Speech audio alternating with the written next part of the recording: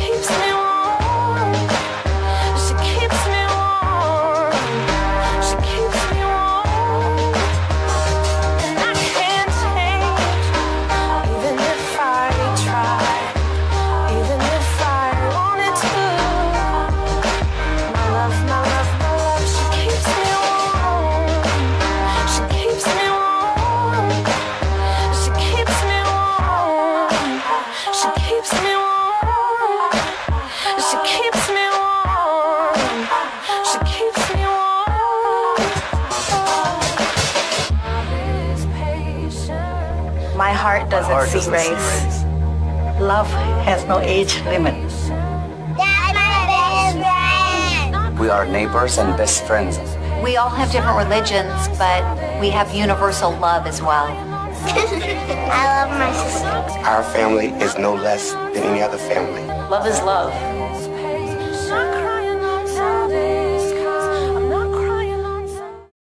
Doncs com heu vist, aquest vídeo una miqueta és una miqueta el resum i sobretot el que ens sempre volem que, o d'alguna forma ens fa pensar, sobretot són aquestes cares del públic, de la gent, de sorpresa davant d'un esquelet, per exemple, que són dos esquelets i un petit, quan surten i no veus un pare, una mare i un nen. Aquest factor sorpresa una mica és el que, entre d'altres objectius, té aquesta llei, intentar evitar tots aquests estereotips i d'alguna manera educar a la societat, d'una forma per intentar sobretot treure aquestes etiquetes i arribar al moment, que seria el gran somni, que aquest factor sorpresa no existís. Igualment se't pogués passar pel cap pensar en 2 homes i un nen o 2 dones i un nen, i no només home, dona, nen, en una família, per exemple, per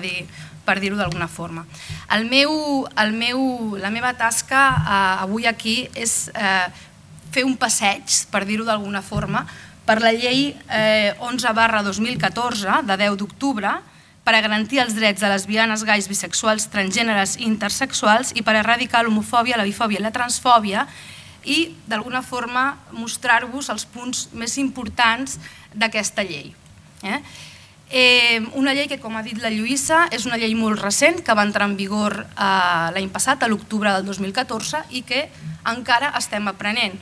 A poc a poc, cada dia estem aprenent d'aquesta llei. Per començar, volíem fer-vos una petita pinzellada de quin és el marc legal, quin és el marc jurídic en el que ens movem en aquests temes de l'LGTBI. En l'àmbit europeu tenim l'article 21 de la Carta dels Drets Fonamentals de la Unió Europea, l'any 2000, que ja establia la prohibició de tota discriminació i en particular l'exercida per raó de sexe, raça, color, i ja entrava a parlar de l'orientació sexual.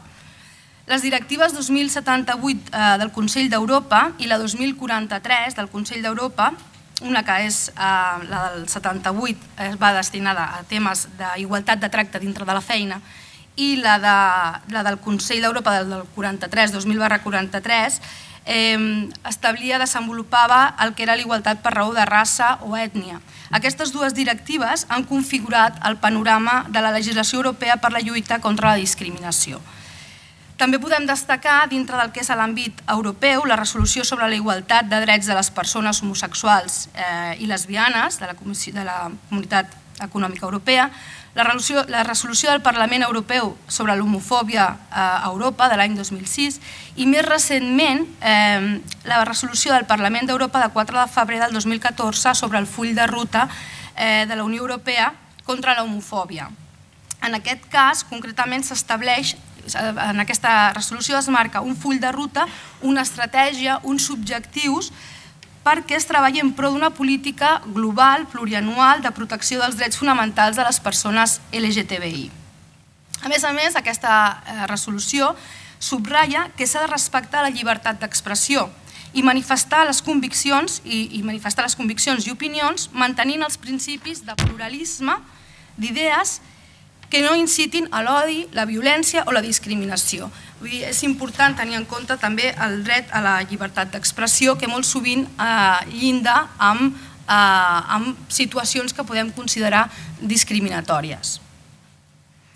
Dintre del que és l'àmbit estatal, tenim el Codi Penal. Sabeu que ara, a partir de l'1 de juliol, s'ha posat en marxa un nou Codi Penal, però pel que fa a l'article 22.4, que ens afecta, que són on es tipifiquen les circumstàncies que agreugen la responsabilitat criminal, entre elles la discriminació per orientació sexual, això continua igual. A l'article 510, delictes de provocació d'odi, violència i discriminació, entre d'altres aspectes també per orientació sexual, aquest també continua igual, és més, s'ha ampliat, d'alguna forma s'ha ampliat la casuística per discriminació per motius d'orientació sexual. La llei 13/2005, dintre de l'àmbit estatal, també va ser important, que va ser la llei per la qual es va atorgar el dret a contraure matrimoni entre persones homosexuals. La llei 14/2006, de 26 de maig, les tècniques que va aprovar les tècniques de reproducció humana assistida. La llei 3/2007, de 15 de març, de rectificació registral quan una persona vol canviar de sexe, el fet d'anar al registre civil, en principi els tràmits han de ser molt més fàcils que abans, també va representar un avenç. I des del punt de vista de l'àmbit català, com podem esmentar l'article 40.2 de l'Estatut d'Autonomia, on es regulen els nous models familiars, entre ells famílies constituïdes per persones LGTBI, el 40.7, on es diu que els poders públics han de promoure l'igualtat de les diferents unions estables de parella, tenint en compte les seves característiques, amb l'independència de l'orientació sexual dels seus membres, el 40.8, que concretament diu que els poders públics han de promoure la igualtat de totes les persones amb independència de l'origen, la nacionalitat, el sexe, la raça, la religió, la condició social o l'orientació sexual. I també han de promoure l'erradicació del racisme, l'antisemitisme i diu textualment l'homofòbia. També destaquem la llei per la qual es va permetre adoptar a les persones homosexuals, la llei d'unió estable de parella, que ara estan totes recollides en el llibre 2 del Codi Civil de Catalunya. Totes aquestes han estat normes importants per dintre d'aquest àmbit. Tot i així, la realitat és que continua existint una desigualtat manifesta en relació a les persones LGTBI i es feia necessari ampliar el marc normatiu per a aquesta gent, per a aquestes persones. Per això es va aprovar la llei 18 d'octubre de 2014 que garanteix els drets. No reconeix els drets ja estan reconeguts, sinó el que vol és garantir els drets i, per tant, la finalitat és convertir la igualtat formalment reconeguda en la llei en una igualtat real i efectiva. Per tant, estem parlant d'una llei de discriminació positiva. Per què? Perquè es dona un tracte preferencial a unes persones que pateixen discriminació, amb intenció de reduir-la o eliminar-la.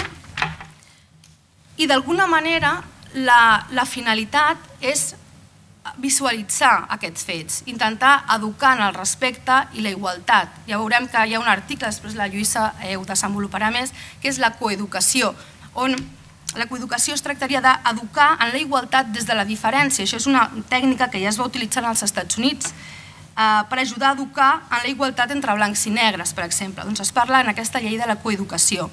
S'intenta normalitzar aquestes situacions. O sigui, d'alguna manera, acabar amb aquest factor sorpresa dels esquelets que us comentava abans. Com us comentava, l'objectiu és regular els mitjans i mesures per fer efectiu, no per reconèixer uns drets, sinó per fer-los efectius. El dret a la igualtat i a la no discriminació, per orientació sexual, per identitat de gènere i per expressió de gènere, que són tres coses diferents. En els àmbits tant públics com privats i sempre amb les competències dintre de l'àmbit de la Generalitat o dintre de l'àmbit dels ens locals. Aquestes mesures han d'arribar a qualsevol àrea de la vida social, qualsevol àmbit social, a qualsevol etapa de la vida i fins i tot tenir en compte qualsevol de les contingències en el decurs de la vida, ja siguin en canvis de l'estat civil, en formació d'una família, amb la malaltia, amb la incapacitat, amb la privació de llibertat, amb la mort, etc. Tot això està previst en aquesta llei. D'alguna manera, la finalitat, per tant, és fer reals i efectius els drets de les persones LGTBI, facilitar-los la participació i representació en els àmbits de la vida social i, sobretot, superar els estereotips negatius i la percepció social que afecten negativament, els estereotips que afecten negativament a la percepció social d'aquestes persones. Això ja és el gran somni, acabar amb aquests estereotips. La llei és aplicable a qualsevol persona, sigui física o jurídica, sigui de dret privat, de dret públic. I estableix que tant la Generalitat com els ens locals han de garantir el compliment d'aquesta llei i promoure les condicions per fer-la plenament efectiva. Això no vol dir que els ens locals tinguin la potestat, després ho veurem, de sancionar d'acord amb aquesta llei. Després ho comentarem. L'article 4 de la llei 11/2014 regula diferents tipus de discriminació i això ve a partir de la directiva 78/2000/78. Aquests tipus de discriminació concretament són la directa, són les que es pot fer directament a una persona, la que pot rebre directament la persona, indirecta, La indirecta seria quan una disposició, un criteri, una pràctica que aparentment sembla neutra situa en unes característiques determinades d'inferioritat a una persona, concretament. Per exemple,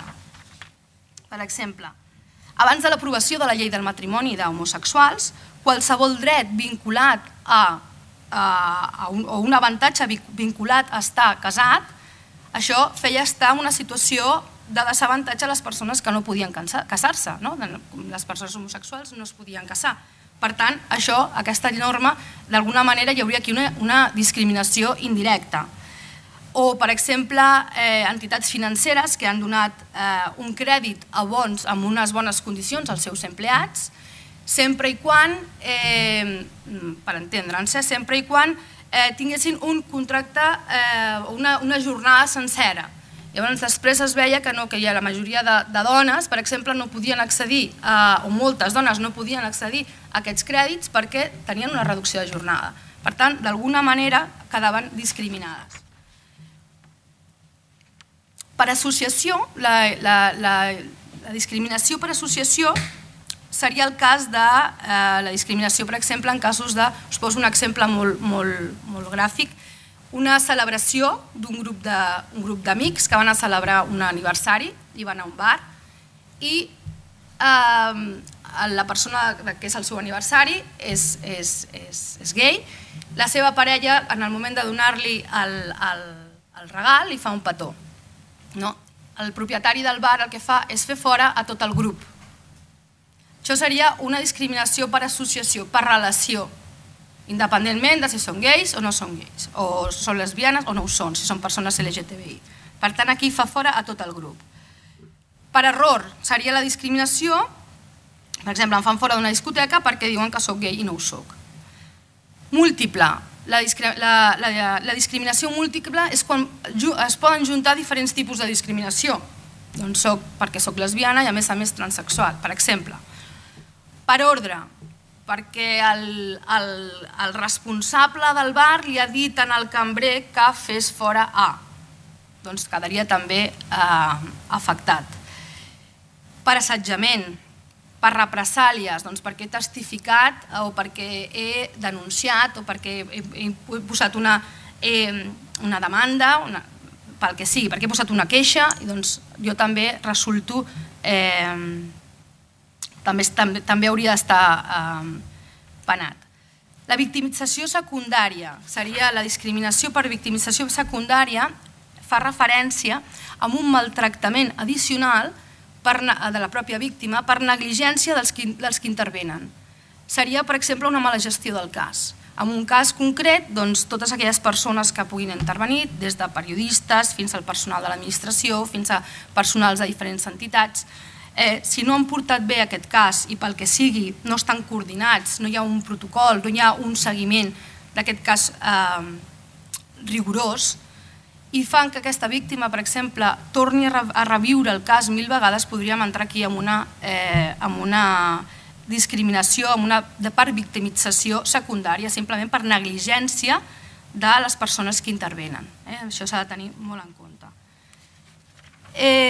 A part d'aquests tipus de discriminació, la llei parla de la clàusula general d'antidiscriminació, diu que les administracions públiques de Catalunya i el síndic de Greuges han de vetllar pel dret a la no discriminació com un principi informador d'ordenament jurídic català de l'actuació administrativa i de la pràctica jurídica i vincula tant els poders públics com els particulars. Per tant, hem de tenir en compte que el dret a la igualtat de les persones LGTBI ha de ser transversal i afecta a tots els àmbits. Perquè aquest dret pugui ser efectiu i es pugui detectar totes les necessitats de les persones LGTBI, la llei també regula la creació del Consell Nacional de LGTBI, que ho regula com un espai de participació ciutadana superior en matèria de drets i deures de les persones LGTBI i un òrgan consultiu de les administracions catalanes, on tenen representació les associacions, les persones i professionals que destaquin en aquest àmbit. Igual també es regula la Comissió Interdepartamental com un òrgan que coordina l'execució de les polítiques LGTBI en els diversos departaments de la Generalitat i el servei d'atenció integral, que després la Lluïsa us ho desenvoluparà més, però és el servei d'atenció a totes les persones que pateixen o hagin patit discriminació o violència per raó de l'orientació sexual, identitat de gènere o expressió de gènere. La finalitat és donar respostes adequades, àgils, properes i coordinades a les necessitats d'aquestes persones. La llei regula també el dret a la tutela judicial administrativa. Segons el cas, s'estableix que s'han d'imposar les mesures de cessament immediat de la discriminació, mesures cautelars, prevenció de violacions imminents, indemnització dels danys i perjudicis, etc. Esmenta concretament el dret de l'admissió, el dret d'admissió per evitar discriminació, en aquest cas tant en l'accés, el dret a la discriminació en el dret d'admissió tant en l'accés com en la permanència del local. I també diu que és obligació del propietari fer fora del local a totes aquelles persones que insultin, que provoquin amb la seva indumentària, que portin símbols que puguin incitar a l'homofòbia. Qui està legitimat per la defensa del dret a la igualtat? Doncs aquí pot ser tant la persona afectada, evidentment, la pròpia víctima, com una persona interessada. I si jurídica, sí, pot ser jurídica. En aquest cas, la persona interessada ha de tenir sempre el consentiment de la persona afectada per estar legitimat. I són associacions i organitzacions que estiguin legalment constituïdes, a part de tenir, evidentment, el consentiment de la persona afectada. També s'entenen que estan legitimats els sindicats, les associacions professionals, l'organització de consumidors i usuaris, etc.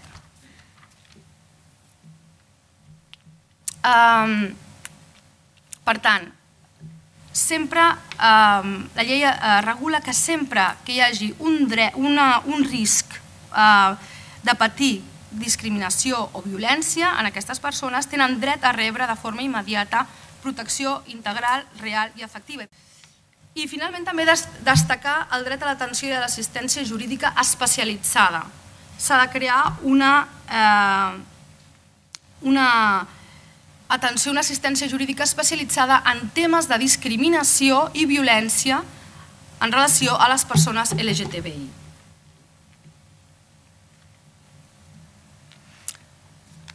La inversió de la càrrega de la prova. Aquesta és una altra dintre dels mecanismes per garantir el dret a la igualtat de les persones LGTBI. La inversió de la càrrega de la prova ha estat un tema força controvertit. En principi, us llegiré el que diu l'article 31 de la llei, on s'estableix la inversió de la càrrega de la prova en els temes de discriminació per raó d'orientació sexual, identitat de gènere o expressió de gènere. Diu: d'acord amb el que estableixen les lleis processals i reguladores dels procediments administratius, quan la part interessada alegui discriminació per raó d'orientació sexual, identitat de gènere o expressió de gènere i n'aportin indicis fonamentats, correspon a la part demandada o a qui s'imputi la situació de discriminació l'aportació d'una justificació objectiva i raonable suficient provada de les mesures adoptades i de llur proporcionalitat. Aquesta inversió de la càrrega de la prova en els casos de discriminació que ha establert en aquest article no és aplicable en l'àmbit penal. Per què? Doncs perquè en l'àmbit penal regeix el principi fonamental del dret a la presumpció d'innocència, l'article 24 de la Constitució. Per tant, cal considerar innocent a l'imputat fins que una sentència ferma no estableixi la culpabilitat. I perquè existeixi una condemna cal una prova plena de culpabilitat, o sigui, no es pot sancionar per unes meres sospites ni tampoc perquè l'imputat no ha demostrat la seva innocència. I tot i que el procediment sancionador penal i el procediment sancionador administratiu són diferents, tenen divergències, evidentment, cal aplicar en un procediment sancionador administratiu, cal aplicar cal aplicar totes aquestes, la presumpció d'innocència que s'aplica en el dret penal. En el dret administratiu sancionador resulta plenament aplicable el dret fonamental de la presumpció d'innocència. Per analogia, cal aplicar-ho. Per tant, el 30.4 de la llei 11/2014 estableix que la inversió de la càrrega de la prova regulada, com el que us he dit abans, en l'apartat 1, no és aplicable en els processos penals ni en els procediments administratius. Tanmateix, la directiva 43, que us he comentat abans, 2000/43 i la 2000/78, estableixen que en matèria civil la persona que es consideri víctima d'una discriminació ha de poder obligar a la part demandada a provar que no ha infringit el principi d'igualtat de tracte mitjançant la presentació de proves. Per tant, aquí sí que s'admetria la inversió de la càrrega de la prova en el dret civil. En el dret laboral, en l'àmbit laboral, tot i que correspon al treballador provar que els fets que al·lega contra l'empresa són certs, sempre hi ha excepcions. I concretament l'article 96 de la llei 36/2011 de 10 d'octubre, reguladora de la jurisdicció social, estableix la inversió de la càrrega de la prova. I l'excepció seria en casos de discriminació laboral.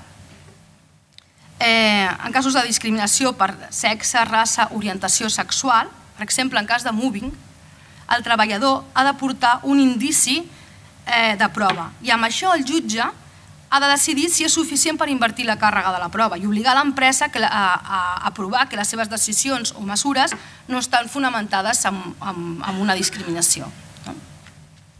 Per tant, aquí en el dret laboral sí que entenem que es podria arribar a aplicar la inversió de la càrrega de la prova. El 32 de la llei 11/2014 regula que els fets o els indicis pels quals es pot presumir l'existència de discriminació per orientació sexual, identitat de gènere o expressió de gènere poden ser provats per qualsevol prova admesa en dret o també es poden tenir en compte proves estadístiques i el test de situació. Això és un tema innovador, tant les proves estadístiques com el test de situació. Per què? Són proves que, sobretot, per exemple, el test de situació és una prova que s'utilitza molt poc dintre de l'estat espanyol i són proves que s'utilitzen bàsicament en temes de discriminació. Són proves que, si estan correctament realitzades, es podria arribar a presumir la discriminació i això podria donar lloc a la inversió de la càrrega de la prova. Per exemple, les proves estadístiques serien, us poso un exemple que és com millor s'entén, i normalment són per identificar especialment discriminacions indirectes. D'alguna manera es crea aquest símil de tal forma que s'intenti provar i no provocar, s'intenti provar amb un mateix fet si aquesta persona actua de la mateixa manera que va actuar en el seu moment, davant de la mateixa situació. Per tant, es simula la situació que va passar en el seu moment. Això pot comportar abusos. Aquesta prova realment pot ser abusiva i per tant necessita d'un rigor important, perquè si la prova no és correcta estaria atemptant contra l'equitat del procediment, del procés, i la prova realitzada seria il·legal. Per tant, es tracta de fer-ho d'una forma rigorosa i ja et dic, són proves que realment aquí no hi ha tanta... no s'utilitzen, però hi ha la possibilitat de... la llei l'estableix, per tant es podria implementar aquesta prova.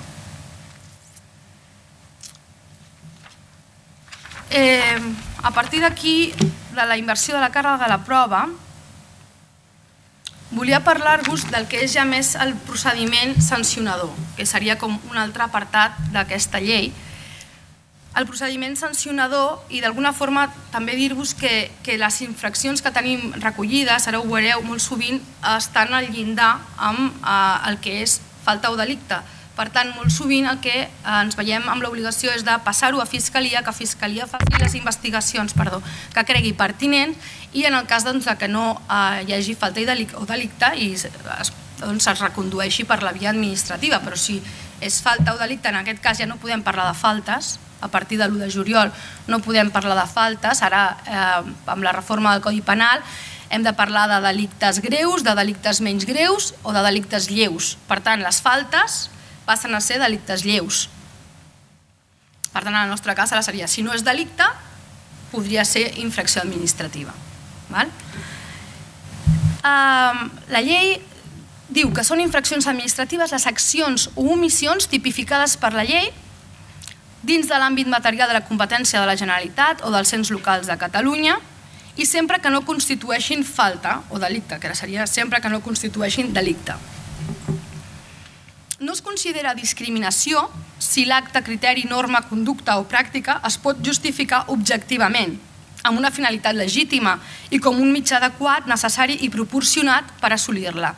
En aquest cas us diré que alguna vegada ens hem trobat amb casos que, concretament en un cas, una persona transsexual que ens va arribar i ens va comentar que estava a la llista d'espera en el clínic per ser operada, per exemple, i d'una vaginoplàstia. Llavors, la llista d'espera, pel que sigui, va durar 8 anys. Quan va ser el moment d'operar-la, els metges li van recomanar que no ho fes, perquè per l'edat que tenia no era recomanable mèdicament.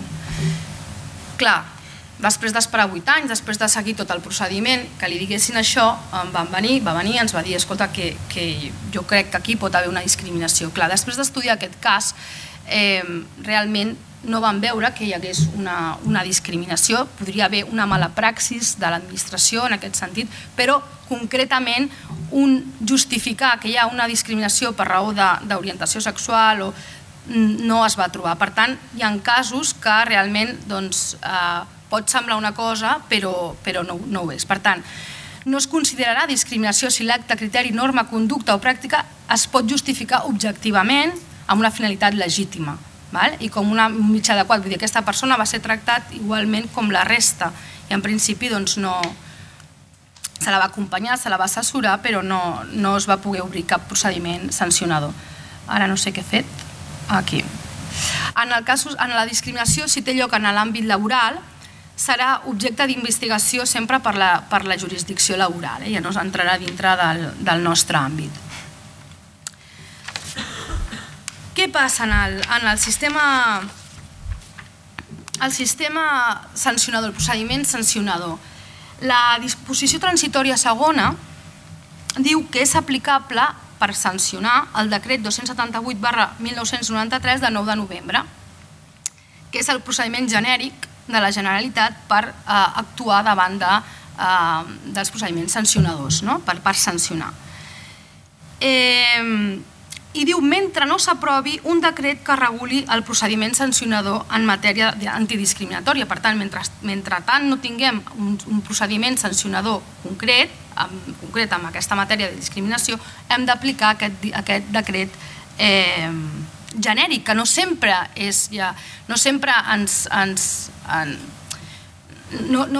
és totalment aplicable perquè el tema varia i és un tema molt sensible, el tema que estem tractant, i no sempre realment ens és idoni l'aplicació d'aquest decret. Però és el que tenim ara. Per una altra banda, la disposició addicional quarta estableix que el govern ha de trametre al Parlament un projecte de llei per a la no discriminació i aquest projecte de llei ha de regular, entre d'altres aspectes, un règim sancionador en aquesta matèria, sempre harmonitzat amb el que s'estableix a la llei 11/2014. Dir-vos que aquest avantprojecte de llei ja està treballat, és un avantprojecte de llei per la igualtat de tracte i la no discriminació, que abans comentava la Lluïssa, i en aquest avantprojecte ja està previst un procediment sancionador en matèria d'antidiscriminació.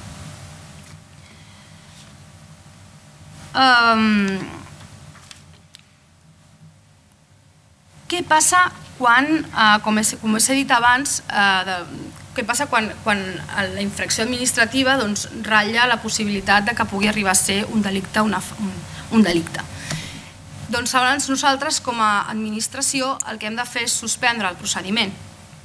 Ministeri Fiscal o l'òrgan judicial competent, quan obre diligències d'investigació al Ministeri Fiscal, nosaltres el que hem de fer és suspendre el nostre procediment fins que hi hagi una sentència estimatòria de delicte. Aleshores hauríem de resoldre,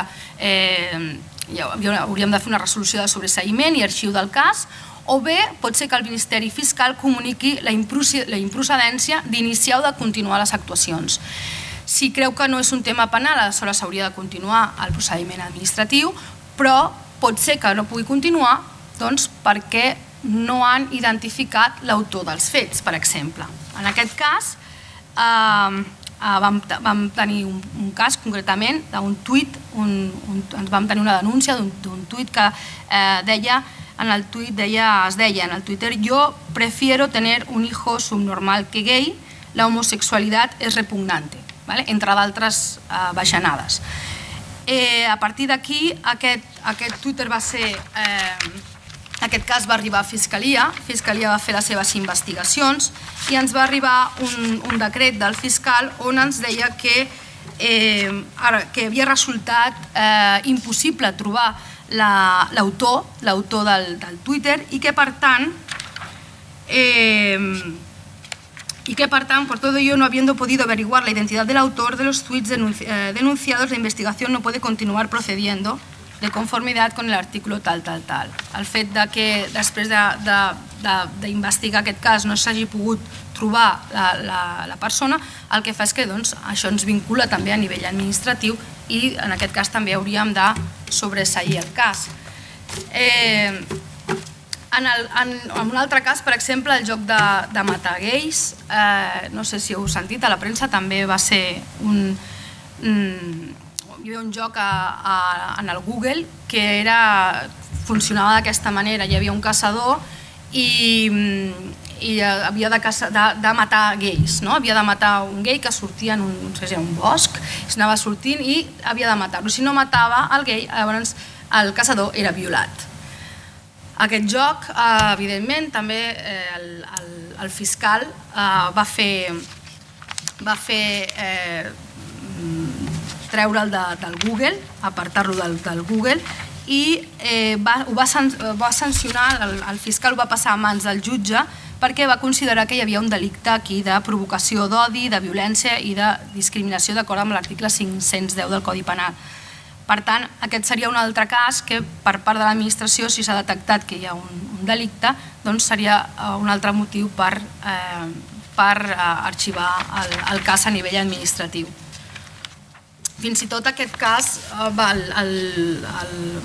el fiscal va fer traduir el decret perquè altres països també retiressin aquest joc del Google, per altres països.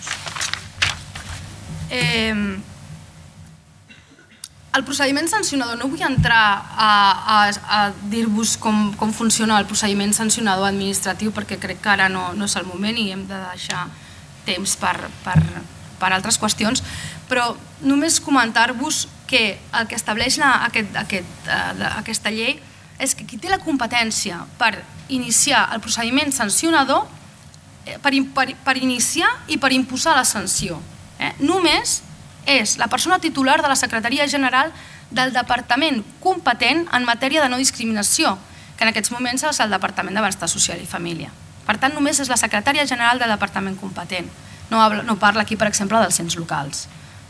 Qui té la competència per iniciar o per imposar les sancions és la Secretària General del Departament de Benestar Social.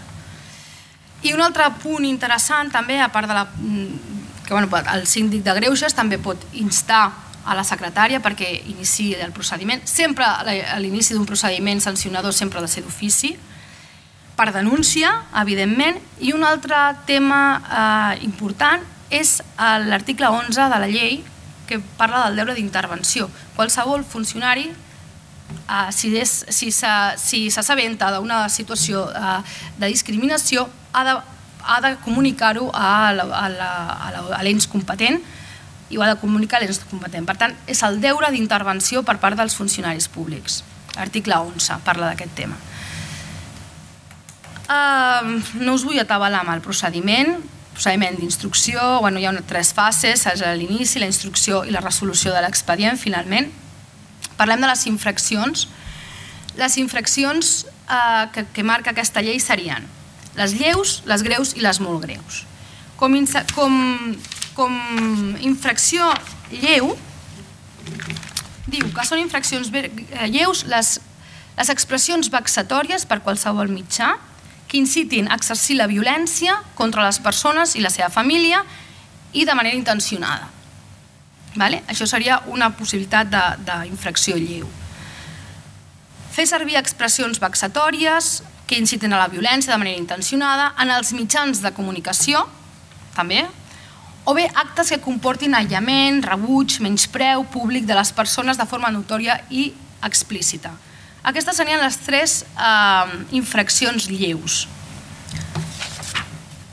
D'altra banda, existeixen les greus. Les greus serien les mateixes, 2 d'elles serien les mateixes que les lleus, però de forma reiterada. És aquí us he posat en vermell, serien les expressions vexatòries de manera reiterada, tant dintre dels mitjans de comunicació com no, directament a la persona o a les seves famílies.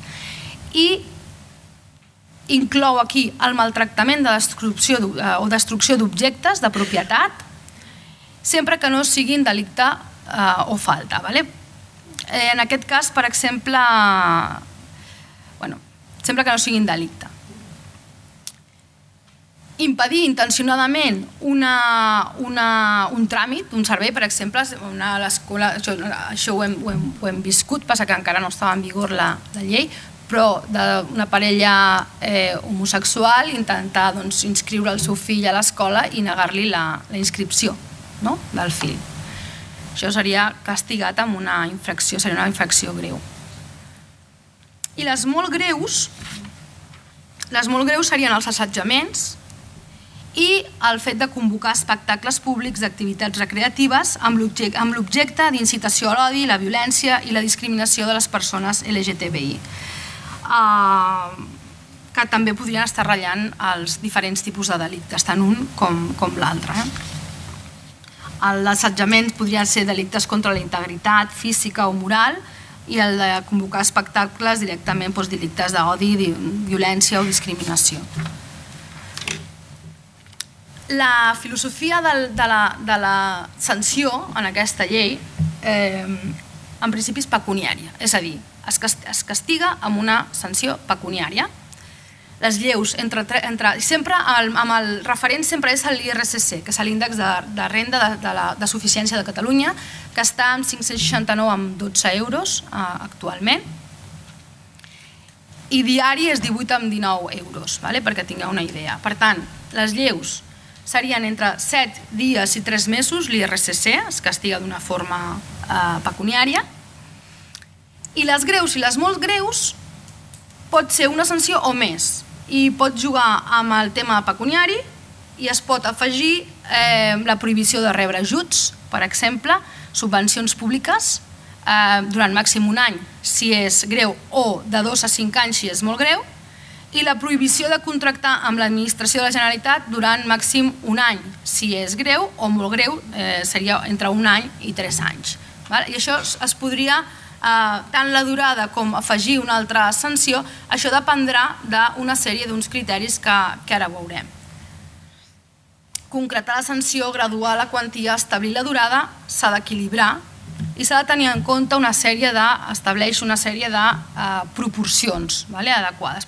Depèn del grau de culpa, depèn de si hi ha una reiteració, depèn de si la discriminació és múltiple o hi ha una victimització secundària, per exemple, incompliments reiterats d'advertiments que se'ls hagi fet. Hi ha una sèrie de criteris per establir aquest equilibri a l'hora de sancionar.